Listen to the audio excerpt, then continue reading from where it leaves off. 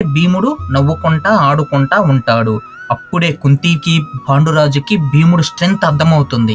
అలాగే 1 ఇయర్ అయిపోయాక కుంతి పాండురాజు ఇంద్రుణ్ణి ప్రార్థిస్తారు.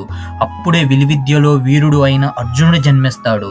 అర్జునుడు చాలా స్ట్రాంగ్ అండ్ విలువిద్యలో ది గ్రేటెస్ట్.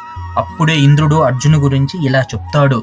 అర్జునుడు పాండవులకి బలమవుతాడు, కరువంశానికి అర్జునుడు వల్ల ఎంతో మేలు జరుగుతుందని చెప్పేసి చెప్తాడు. ఇంకొకడు కోసం పాండురాజు కుంతిని అడిగే లోపలనే కుంతి అంటుంది, నేను ఇంకా పిల్లల్ని కనను, ఇప్పటికే 3 దేవతల నుంచి పిల్లల్ని ప్రసాదించుకున్నాను, నేను ఇంకా ఇలా చేయాలని అనుకోవట్లేదు అని అంటుంది. అప్పటికే గాంధారికి 100 మంది కొడుకులు పుడతారు.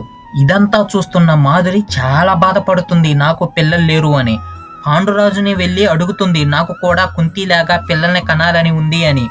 అప్పుడే కుంతి మంత్ర సహాయంతో మాధురి మెడిసిన్కి దేవుళ్ళు అయిన అశ్వుల్ని పిలుస్తుంది. అశ్వులు నకుల సహదేవుల్ని ప్రసాదిస్తారు. నకులుడు ఆయుర్వేదంలో, సహదేవుడు అస్ట్రాలజీలో ది గ్రేటెస్ట్. వీరిద్దరిని కత్తి యుద్ధంలో ఓడించే వీరుడే లేడు.